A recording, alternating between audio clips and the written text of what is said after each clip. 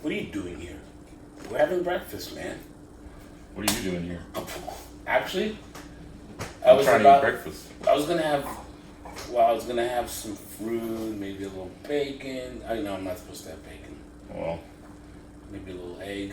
I don't know what I want. Everything leaves me feeling dissatisfied. How about you? I don't think anybody knows what they want right now. It's a very confusing time, whether you want bacon or cantaloupe or coffee with milk or without milk. Or just milk. Or just milk. Or just milk. Almond milk. Or just almonds too. That's what this whole past 6 months has felt like, right? Is it 6 months or is it 5 months or is it 8 months? It seems like a lot of things are coming into focus as our lives are being pulled apart. Yeah. And I think what our friends here are joining us to spend some time that we had together recording in California. Yeah. John Schaefer invited us to participate in a Greene Space recording after spending after 3 months stuck in each other's faces. Pretty much. Is all we saw. Yeah, well, it's hard spending that much time with your dad, right? It could be worse. It's hard spending that much time with your kid. All kinds of stuff comes out, but here's the really beautiful thing. Some love came out, some really amazing music, and it came out because we were forced to deal with each other's inconsistencies. And I think this is some of the most beautiful, if not the most beautiful music that I ever made with anyone in my life. Tell them about it a little bit. Yeah, well, the tunes we played, I think, reflected sort of a reconnection, a rebuilding of an awareness of each other's musical consistencies and inconsistencies. And some of them are tunes that we've been playing for a long time. Some of them are tunes that we just learned and recorded in that moment. And I think that's kind of goes along with what this time has meant, is, you know, kind of trying to find how to be true to ourselves while learning to adjust and adapt, you know, finding that tricky balance. That's what I've learned to strive for right now. It's scarier for you, isn't it? Because you're just starting out on this wonderful career, and all your performance opportunities disappeared, and you know, I have a professorship at UCLA, which I'm very proud of, and I do what I do. But I really appreciate the fear that young musicians have. You know, and it forced both of us to look at life in a different way. So we welcome you, not only to our breakfast table, we welcome you to this edition of La Plaza Village at Digital Village Afro-Latin Jazz, our Afro-Latin Jazz Digital Village, La Plaza Fridays, to see a rebroadcast of this wonderful moment in my life, and the broadcast with me and Adam playing very intimate music, filled with love and wonder. And with John Schaefer hosting, who's a dear family friend. And I'll leave you with this thought.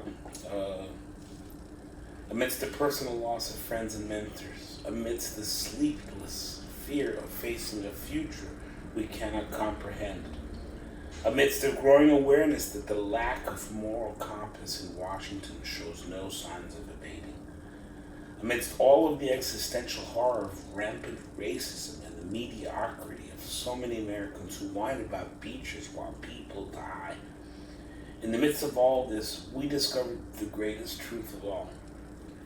To live is to let go of things and embrace one another. This is true wealth and power. Just a trumpet, a piano, a son, and a father, reintroduced by circumstances. Please join us. Thank you.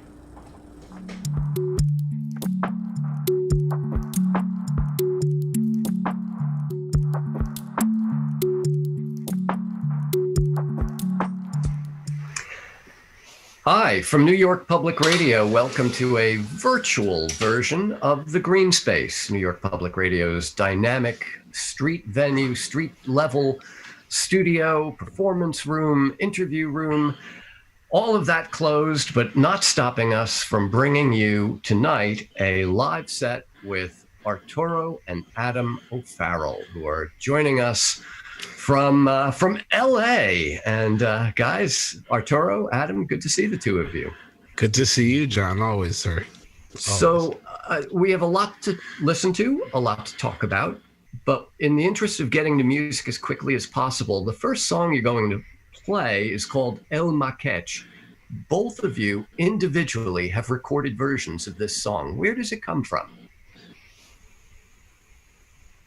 I was doing a little research a few years ago, just kind of learning about different Mexican music. In this song, I found a recording of it by a Mexican brass band. I don't know if you would call it banda necessarily, but it wasn't quite in that style. But it was a Yucatan brass band, and they had a recording of this song, and I arranged it for my quartet, and then my dad asked me to arrange it for his big band. And then we recorded it when we were in Mexico at the border. So it has a long history with us. Right. It's also a great way to open because it's a catchy tune. So let's hear Arturo O'Farrill at the piano and Adam O'Farrill playing the trumpet in this version of El Macache.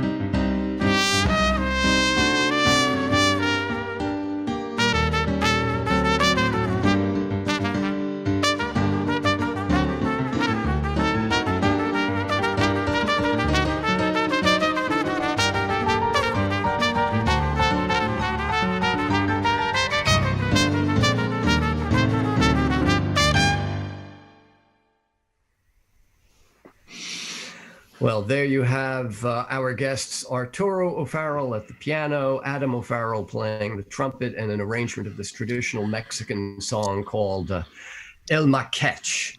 I hope I didn't curse when I had inadvertently rechristened it El Macache a few minutes ago. Only in 23 languages.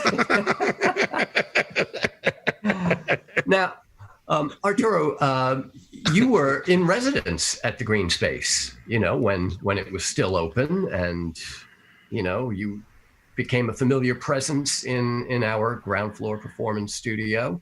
Yeah. And it seemed like it was never just about playing some tunes. There was some kind of idea behind the programs that you did. I have the vanity of thinking that musicians are allowed to have opinions. And so I called my series Musical Acts of Deviancy.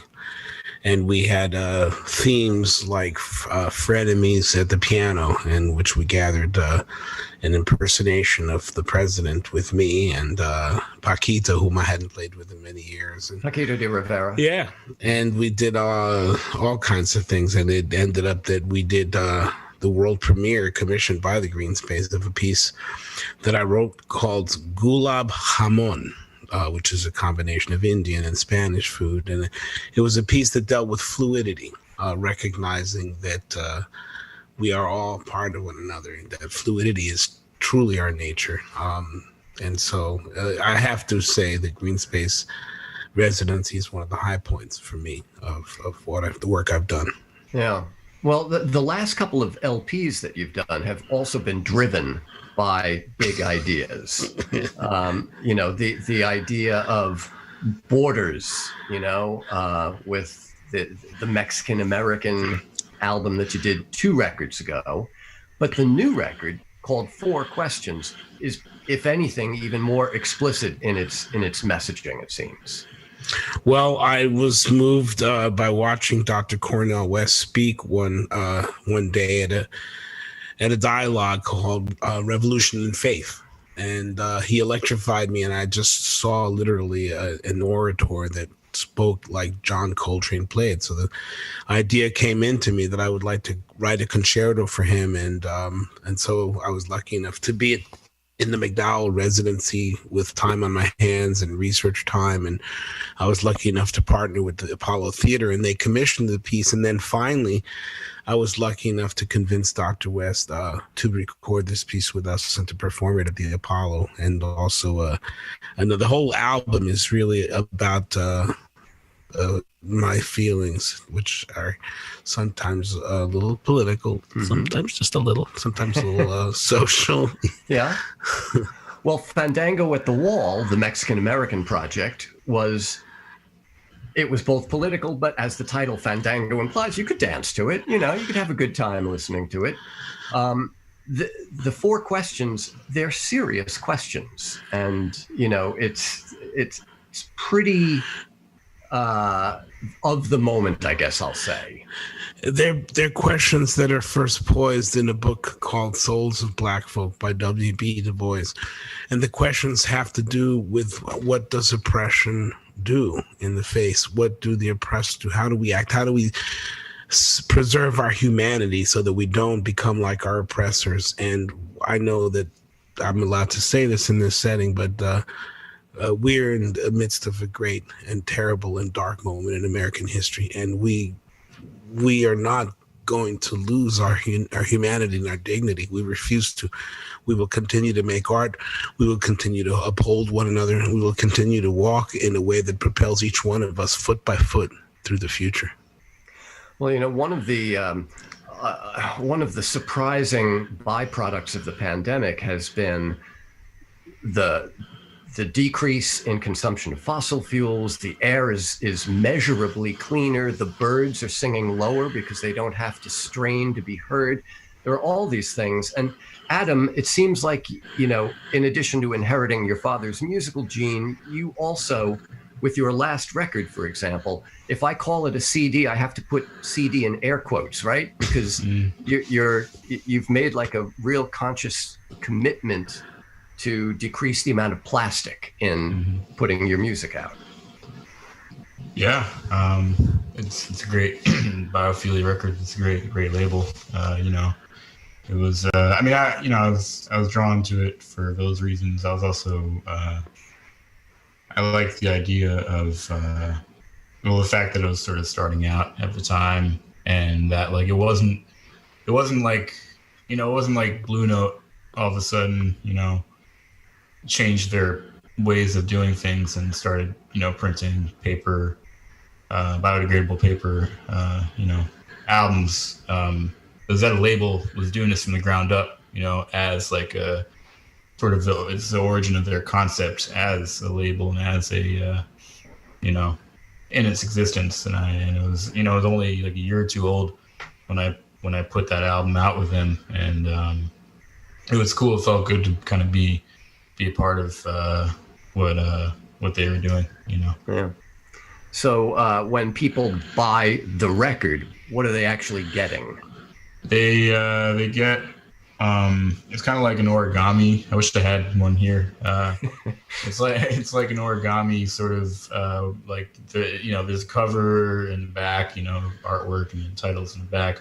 But then instead of it opening, like a jewel case or something like that, you open it up and first the cover. There's two sides to it, like 4 different panels. The front has the artwork, and also has like information about the tracks. But then like when you open it up, you see pictures and liner notes, and it's really it's cool because it sort of threads together everything. Like sometimes you get like those ECM records and it's like 20 pages of material, Yeah. And so it's like nice to have something that's all just sort of in one compact package, Yeah. Well, it's interesting. You mentioned origami, which of course is Japanese, and there's a kind of Latin jazz influence in the music. So you have East meeting, this kind of East Asia Latin jazz meeting, which happens again in the next piece that we're going to hear, called Bibo no Aozora. Whose arrangement? This is a song by Ryuichi Sakamoto, the great Japanese composer, producer, DJ, actor. Yeah. So whose arrangement is this? I just transcribed it too, and I wouldn't even call it an arrangement. What's interesting? I felt that really something happened organically with this performance that I'm just stunned by. It breathes in a way it doesn't need an arrangement. We really literally just played the tune, but in the way that we paced the flow and the progression of the music, it really became an arrangement. It's a very gentle moment in my life to play this piece with Adam and to see it kind of flow in a very origami-like fashion. Yeah. Tai Chi. Well, it's as I say, it's a piece originally by Ryuichi Sakamoto, who, while Japanese, is a lifelong fan of Latin music, Brazilian music in particular, but Latin music in general. And this was originally from his soundtrack to the film Babel. So let's see what you guys have done with it. From the virtual Greene Space, once again, Arturo and Adam O'Farrill.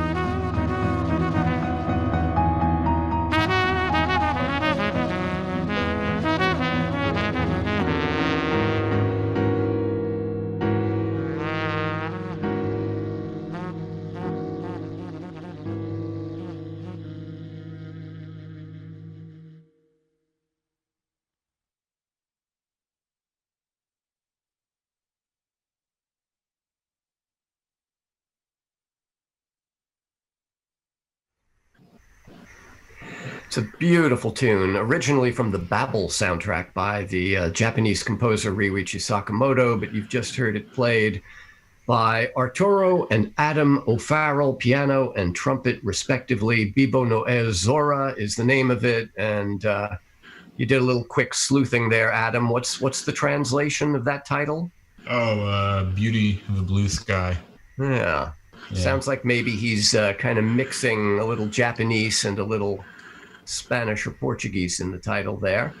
I want to thank everybody who is tuning in to watch Adam and Arturo performing in our virtual Greene Space. As I mentioned earlier, Arturo was artist in residence in the Greene Space.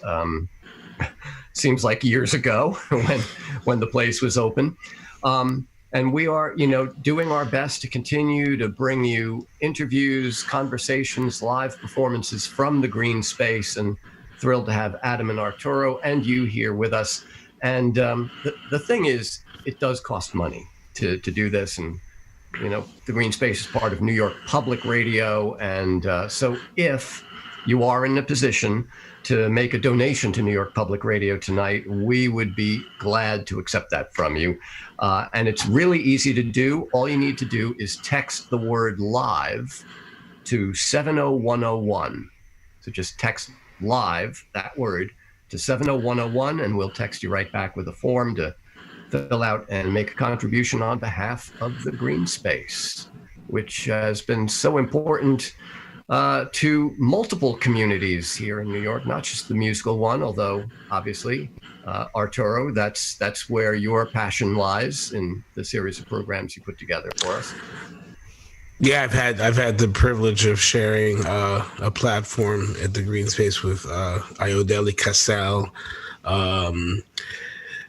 Dr. Cornel West, so many people in my life. I had the privilege of being on stage there with my children. And I want to give a shout out to Zachster. Yo, Zach, what's up? Zach, my other son, he's a great composer, arranger, and drummer.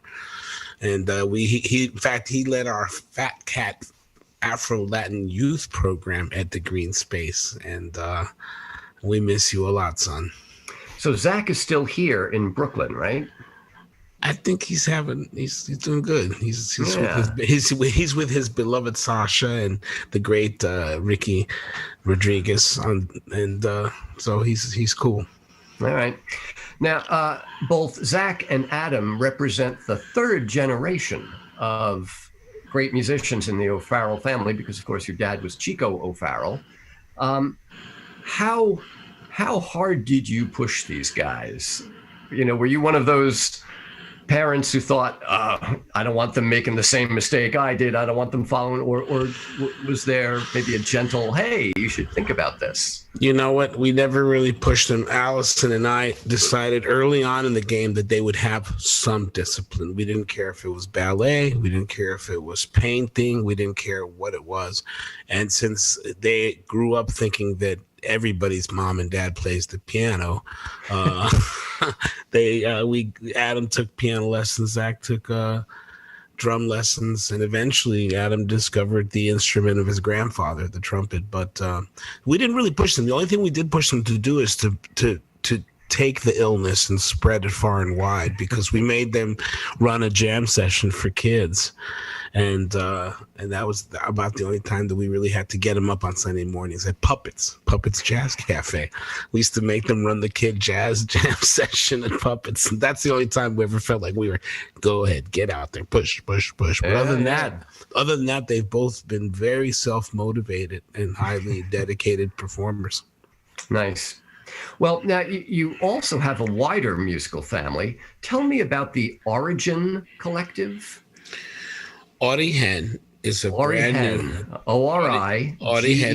Okay. With a hyphen. ORI-GEN. It's a brand new collective that we've started. Kind of Pablo Aslan and myself got the idea that we needed to corral forces that very often got left off the plate when talking about festivals and performance opportunities. And so we literally got a league of superheroes together with incredible prowess and names like Miguel Sinon and Sofia Rey and Lara Bello and Antonio Sanchez and Papo Vasquez and Rogelio Bocato. I mean, I can't even begin to tell you the people that have agreed to join forces together to work us, and I know it sounds slightly communist, that's in a collective proletariat fashion, to kind of challenge the way this programming is done, the way that Latin, what we call Latin, but is really Pan-African, Pan-Latin, or the way this music is disseminated. And it's a privilege to share time with these folks and to see incredible new initiatives in music presentation taking shape. Yeah.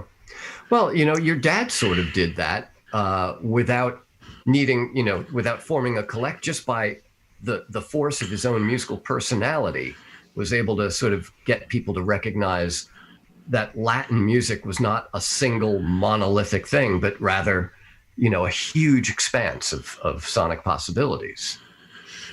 Yeah, it's kind of been, I hate nostalgia and I hate nostalgic jazz. So I never tried to replicate what Chico did. but I feel like his vision and his sense of adventure and understanding the vast world of not just jazz. I got to tell you a story. My father had a ritual at 5 o'clock in the evening. The lights would go down, the shades would be drawn. He'd mix himself 1 or 2 cocktails, highballs. They used to call them highballs. And he would listen to everything from Ligeti to Count Basie, from Miles Davis to Tito Puente. And this is what he taught me, that this spectrum of music is huge. And we cannot encamp ourselves in little tiny definitions. Adam, you grew up in a different time when, a lot of, in the iPod era, all of those genre walls were breaking down. Did your dad have any kind of crazy rituals that taught you anything along those lines? No, I mean, no, there weren't really many. I wouldn't say any rituals. I mean, the only thing closely at all resembling a ritual was, when we every summer we would rent a house for a few weeks, upstate New York, and I remember listening, kind of similar to what my dad said, listening to like a very wide spectrum of music in the car. These long car rides, putting on everything from, the Beatles' White Album to Messiaen, Coltrane, Cheeto Rodriguez, Steely Dan, Prince, like everything imaginable, So, I was also sort of like encouraged at an early point to appreciate music on a much broader level, Well, you mentioned the Beatles, and the song we're going to hear next is, in fact, an arrangement of Blackbird. And Arturo, am I misremembering? I think I've heard you kind of weave Blackbird into an improvisation of something else that you were doing at one point. I was at the gala. I was at the NYC gala. Yes. I was at the NYC gala, and I was allowed to play a solo piano piece. And I remember there was some horrendous political event that had taken place around the time of the gala, and everybody was very hushed. And so I chose to play this piece that Paul McCartney has spoken very much about, being a tribute to the civil rights movement, and it's also a piece that I happen to love because I grew up with Blackbird. So it also has, there's something about the chord progression that it seems to give you a lot to work with.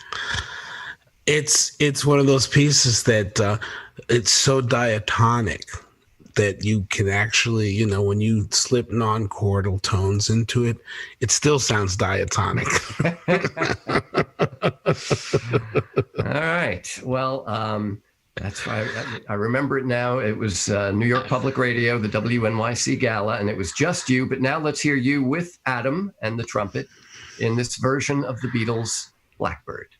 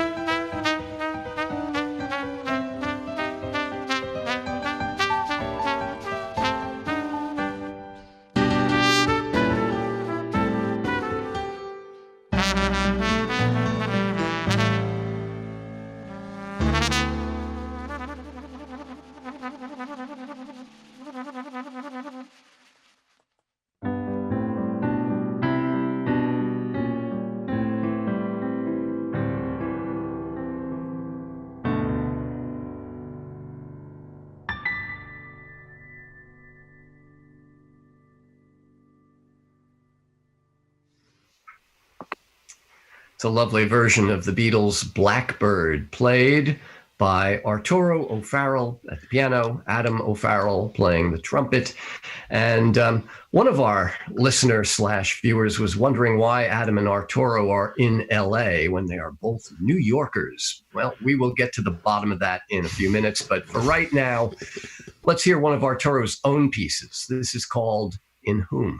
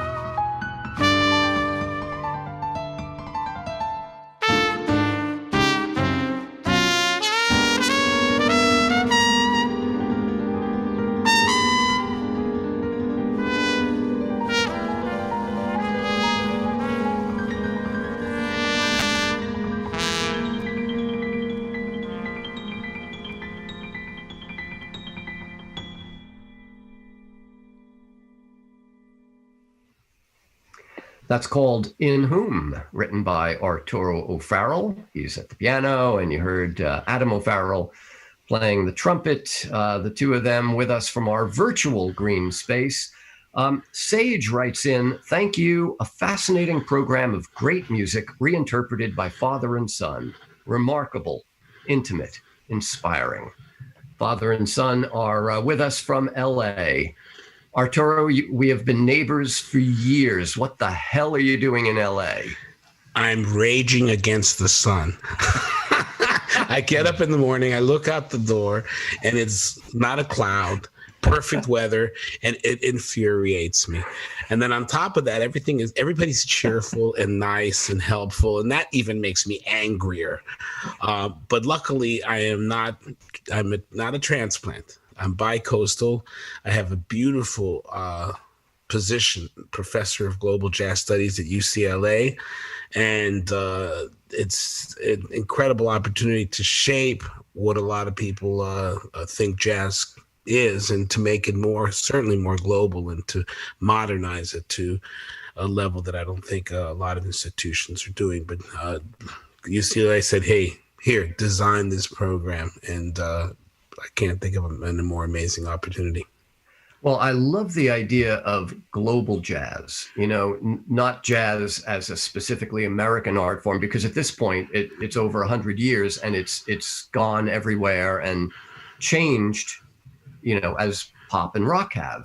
So, just give us what are some of the high notes of the global jazz syllabus? Well, I had the privilege of hosting a class called Multicultural Perspectives in Jazz, and we brought in Sofia Rey, Antonio Lizana, Jorge Francisco Castillo. We brought in people from all over the world who've been practitioners of jazz.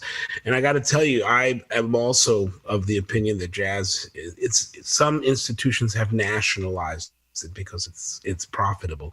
But if you look beyond the storyline, you'll realize that jazz has its roots in Pan America and Africa, and even farther back in the nexus of Spain and Northern Africa and Morocco. And if you really go far enough back, as was mentioned in Ned Sublet's book, The Music of Cuba, the roots of all of this are in the Middle East and in far India. So to say that jazz is an American invention is like saying that classical music is an invention of Austria. Just not the case. Right. The late Randy Weston, great jazz pianist always had a very Afrocentric flavor to his music, but he looked to Egypt as kind of an ultimate source. So again, that idea that you could look to the Middle East to find something that we think of as a, distinctly, New Orleans / New York invention.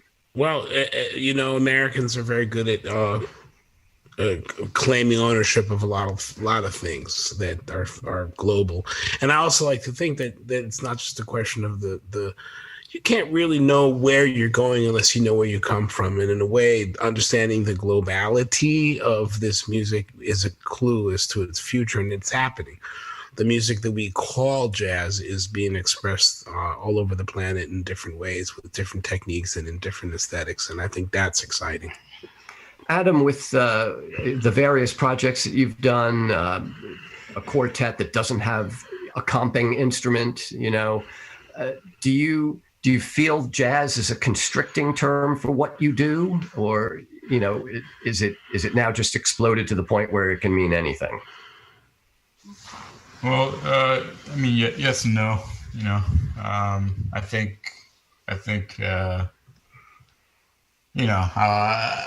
know what music, I fell in love with first, and I know what has brought me to where I am, what I've been doing, and I don't feel like I don't think it's worth necessarily abandoning that just because it might not have the reach that you want it to,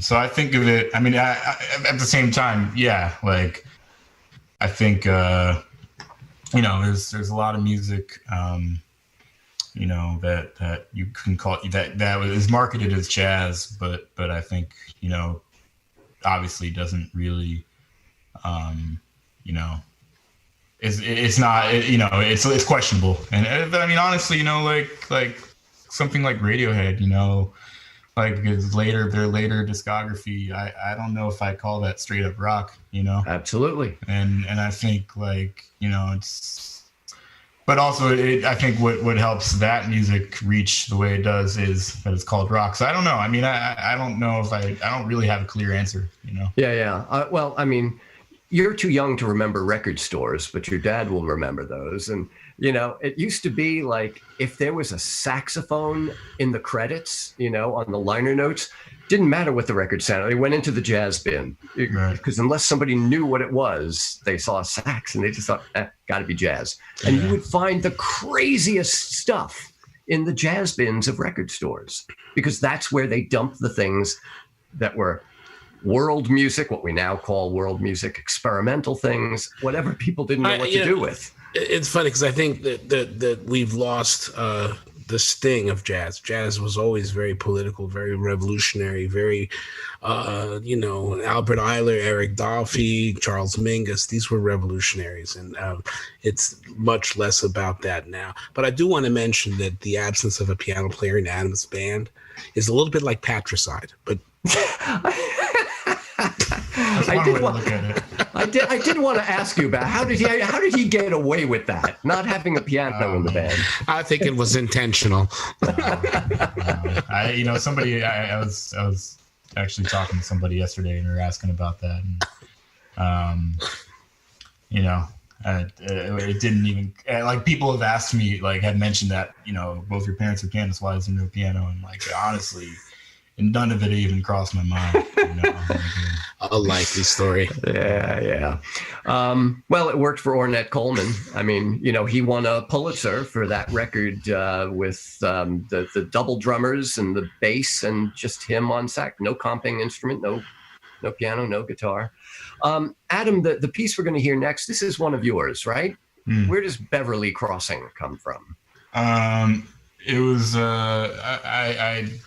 last year I started living in an apartment on 19th Street and Beverly Road in Brooklyn, and my apartment was in the corner of the building, and I had this really amazing view right outside my window, like by my desk, you know, and by the piano too, and I had this incredible view that looked out pretty much onto the intersection of 19th Street and Beverly Road, and it was really cool. Like, I mean, on one hand, every day was completely the same when I'd look out the window. On the other hand, it felt fresh even through kind of that daily rotation.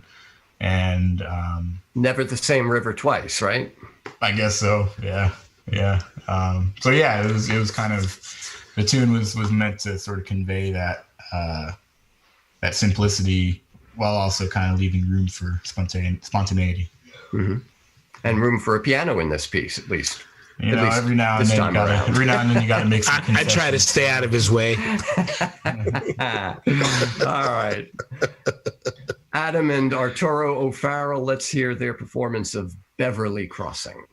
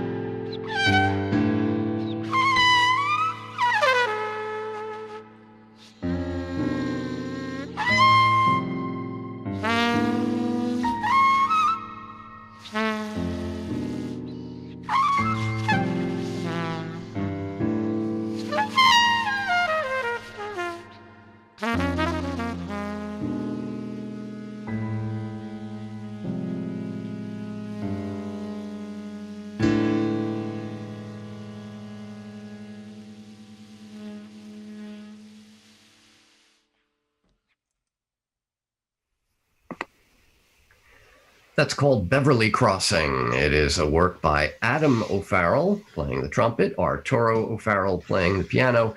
Adam, it doesn't sound like the crossing of Beverly Road and 19th Street, like there's all that much happening there. Is it a very kind of slow, mellow intersection? I don't know. I don't know. I mean, I don't really know, okay? Because every day is it's just, I feel like it's an amalgamation of several different measurements of time at once, and like that's kind of that's what the crossing is to me, is like four different, not just four vehicles coming from four different places or whatever, but like four separate kind of, I don't know, inner realities sort of, colliding together at once, So I don't know, it's what fast or slow it moves, Well, that's slow. That's music that takes its time, that leaves some space. And, that's, Arturo, for you, getting a chance to play music like that with your son, there's got to be kind of a special moment. No, it's funny. I posted about this event, and I wrote that this was my tagline. I wrote a trumpet, a piano, a son, and a father reintroduced by circumstance. But that's what it felt like. It felt like we've been here. I was supposed to be back in New York March 12th and 14th. I think the 14th we were playing somewhere, and then I had a premiere at Columbia Theater, and then a week at Malpaso and the Joyce Theater, and then another world premiere with Prism Saxophone Quartet. I mean, both of us had full performance calendar stretching on into the fall, and literally October 15th, everything was canceled. Everything, and that was such a calamitous thing to us. But I think hopefully what we've discovered is that this reset is super vital for our lives, for me personally, and our creativity.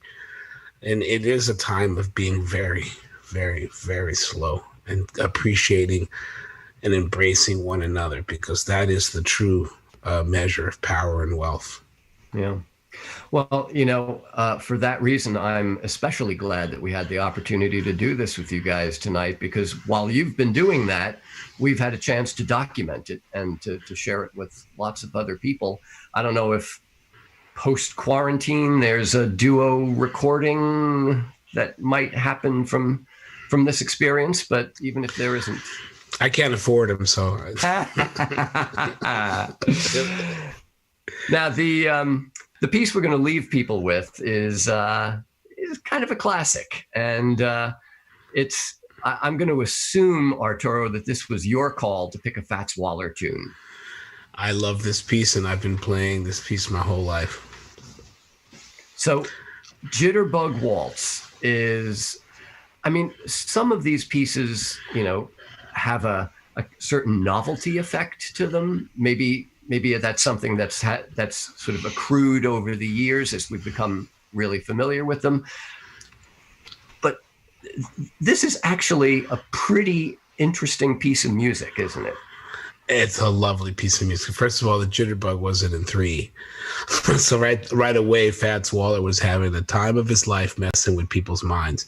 And if you go back and look at Fats Waller, that was his career, was messing with people's minds, making people smile and have fun and thinking about who they were. And this piece kind of really embodies that for me, Jitterbug Waltz. Well, once again, a final performance from father and son, from Arturo O'Farrill, Adam O'Farrill. Guys, I'm glad to see you're staying safe and somehow sane there in quarantine in LA, and I hope we get to see the two of you back here in New York, where you belong. Thank you, John. Thank you, sir. It's good to see all of you back there, and we miss and love you dearly. All right, here's the Jitterbug Waltz from Adam and Arturo O'Farrill.